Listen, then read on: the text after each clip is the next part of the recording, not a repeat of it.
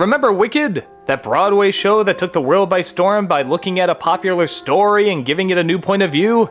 And everybody has been trying to rip off in one way or another recently? Well, now we have Disney's version. One of many. But this is one that actually takes place in Oz too. It's Oz the Great and Powerful. An imaginative take from director Sam Raimi, who mixes imagination and wonder with awkwardness and a lot of clumsy choices. A magician, played by James Franco, wants to make a name for himself by doing great things, but he just can't seem to get off the ground. Well, one day he literally gets off the ground with a balloon, gets sucked away into a storm, and wakes up in the land of Oz. He of course comes across some interesting characters and some interesting baddies, and he tells everyone that he is in fact a powerful wizard. By using his illusions and his salesmanship, he convinces everyone he can do great things, and for the most part, everybody believes him. But soon an evil witch, played by Rachel Weisz, tries to use his tricks to her advantage while also using her sister, played by Mila Kunis, by manipulating her romantic interest in him to fulfill an evil plot. Okay, so what are the good things? Well, as you'd imagine, especially being a Sam Raimi film, it is very visually interesting. Some of these backgrounds look a little repeated, like we saw this in Tim Burton's Alice in Wonderland or Lord of the Rings, but then you get some really cool scenes, like the opening is done in a different aspect ratio. This is obviously supposed to be very similar to the trick they did in the first film where it starts off in black and white and then it goes to color. Not only does this start out in black and white, but it's not in widescreen. And even when it's not in widescreen, they use the 3D effects very cleverly. Like when someone shoots fire out or throws a hat, it actually goes outside the boundaries. And it works more to its advantage when you travel to Oz and they go to widescreen and you see how vast and gigantic it can be.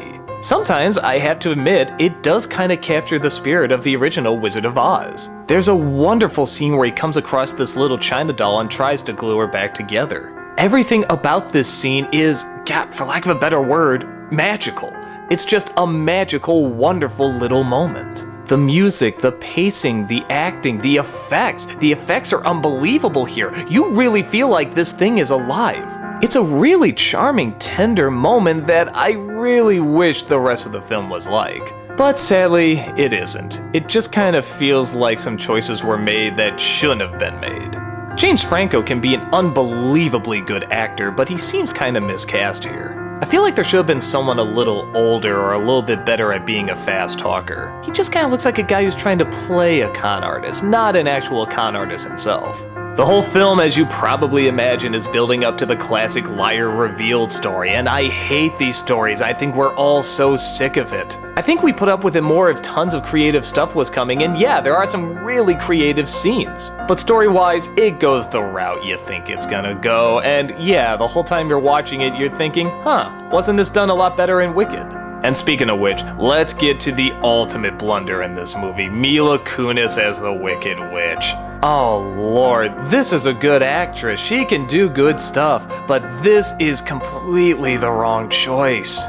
It's like having William Shatner as Hamlet or Leonardo DiCaprio as The Mask. Just some things don't go together and you know they're not gonna go together, but you kinda hope. It's like Michael Keaton and Batman. Like everyone thought it wasn't gonna work, but maybe it'll play out. Maybe the director saw something that nobody else saw, but no. The makeup is ridiculous. The voice she has isn't dramatic and it isn't intimidating. It just looks like a little girl dressing up for Halloween and screaming, "I'm the Wicked Witch, believe me, I'm the Wicked Witch." It's hard to watch, like really hard to watch.